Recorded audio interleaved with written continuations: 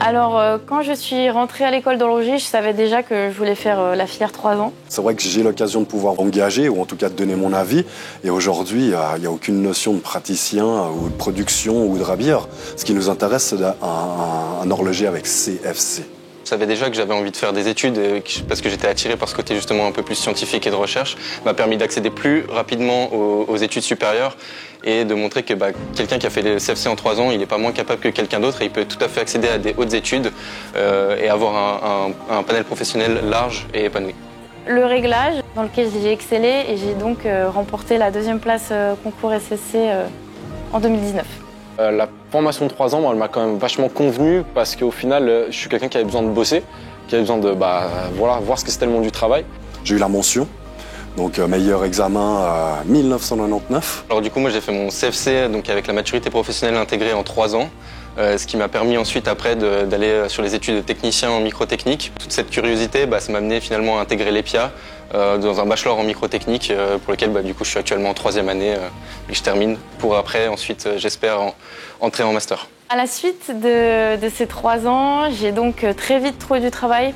J'ai été embauchée chez Franck Muller assez rapidement. Je pense dû à la place que j'ai remportée au concours SSC. J'ai fait mon CV.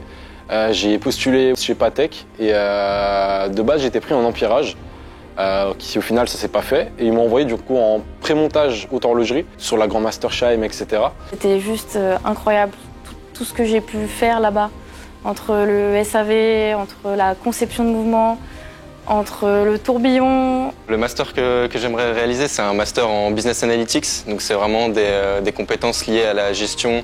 Donc plus tout ce qui est côté économique et production sur la base de données statistiques pour apprendre à gérer une entreprise ou un secteur d'industrialisation ou de production par exemple dans le domaine de l'horlogerie. Et pouvoir voir de la complication, c'est vraiment un truc pour moi qui me faisait rêver. Et en fait, j'ai choisi cette filière-là. Donc tout de suite après l'école d'horlogerie, j'ai commencé chez Roger Dubuis. Au bout de 2 ans, même pas 2 ans, j'étais déjà responsable de petites complications. Quand on a dû faire la montre personnelle, où j'ai pu commencer à toucher un peu plus que du mouvement, un peu à toucher de l'anglage, à toucher de la terminaison, et ça m'a vraiment beaucoup plu. Pour aller travailler chez Vacheron Constantin, dans l'atelier Tourbillon, où je suis encore aujourd'hui. Et ça fait donc du coup 2 ans que je travaille chez eux en tant qu'horlogère tourbillon.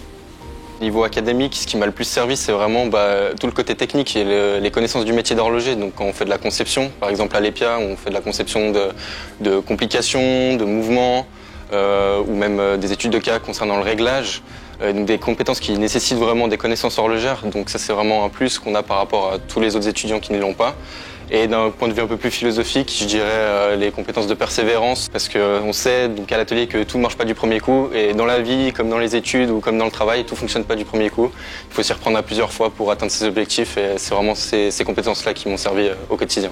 J'ai pu intégrer ce qu'on appelle la haute horlogerie chez Patek Philippe, tout de suite sur des produits déjà compliqués. J'étais sur un quantième perpétuel rétrograde, et maintenant ça fait 20 ans que je suis chez Patek Philippe. Et j'ai un team, je m'occupe d'un atelier, des grandes sonneries. Et on assemble la montre bracelet la plus compliquée de chez Patek Philippe. On peut très bien faire de hautes études, même si on fait un CFC en 3 ans. Et de savoir que, par exemple, du côté de mes amis qui ont fini en même temps que moi, ils ont réussi à trouver un travail derrière, avoir une bonne situation professionnelle. Et ils ne sont pas du tout moins compétents ou moins compétitifs que les autres sur le marché de l'emploi. Vite rentrer dans le monde du travail, c'était quelque chose quand même primordial pour moi.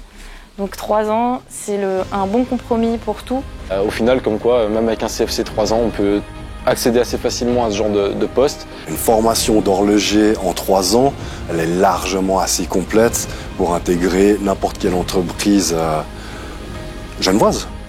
La filière 3 ans, elle est très valorisante pour l'horloger et elle permet aussi de faire une super montre personnelle qui est un beau challenge et une belle réalisation à la fin de l'apprentissage. J'ai des enfants, donc c'est les mêmes conseils que je leur donne, dans le sens que pour moi, c'est bien sûr que la formation est importante.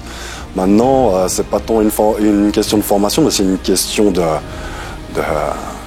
du cœur qu'on va mettre à l'ouvrage, de la motivation que l'on a dans la profession.